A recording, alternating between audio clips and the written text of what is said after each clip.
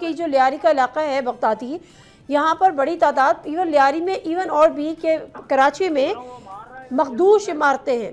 حکومت کا یہ کہنا کہ ہم نوٹس دیتے ہیں، خالی نہیں کرتے ہیں، پھر کیا کرتی ہے حکومت؟ کیا ان کو کوئی جگہ فراہم کرتی ہے؟ یہ اس کا فرض نہیں ہے پھر؟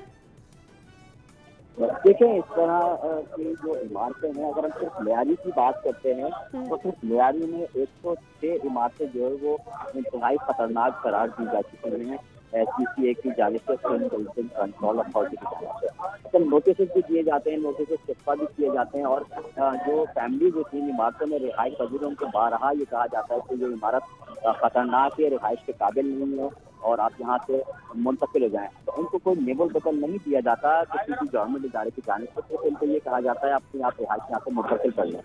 لوگ جو کہتے ہیں کہ ہم نے لاکھوں روپیہ خرچ کر کے اپنا گھر بنایا تھا، اب ہم یہاں سے کہاں جائیں گے، تو وہ اسی عمارت میں ہی رہتے رہائش اپنی اختیار کر کے رکھتے ہیں۔ یہ جو آج عمارت لیاری بغدادی کے علاقے میں آج چوک کے قریب جو زمین پوچھ ہوئی ہے، یہ 5 منزلہ عمارت تھی اور اس میں گزشتہ کوئی 2022 سے 3 بار نوٹسز ان کو دیے جا چکے تھے کہ یہ عمارت رہنے کے قابل نہیں ہے اور کسی کی جانب سے اس کو خالی کر دیا جائے۔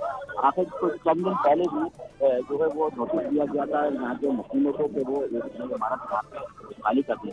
تو اس عمارت کا کچھ نقطہ اس طرح تھا کہ گراؤنڈ پلس 5 منزلہ جو عمارت تھی، جس کے ہر فلور پر 4 پورشن بنے ہوئے تھے، یعنی ایک پورشن کے لیے 4 جو ایک فلور پر 4 خاندان آباد تھے۔ ٹوٹل اس پوری بلڈنگ میں 20 خاندان رہائش پذیر تھے۔